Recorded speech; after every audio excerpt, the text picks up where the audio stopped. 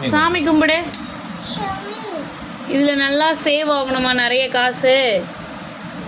சொல்லு. நிறைய காசு சேர்க்கணும். ஆ சாமி நிறைய காசு சேர்க்கணும் சொல்லு.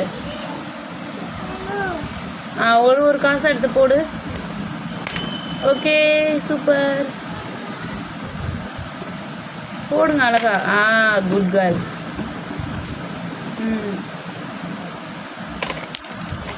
ஒழுங்கு போடுங்க.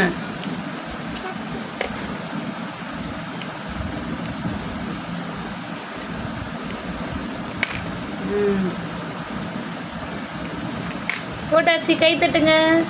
கைத்தட்டு. சூப்பர்.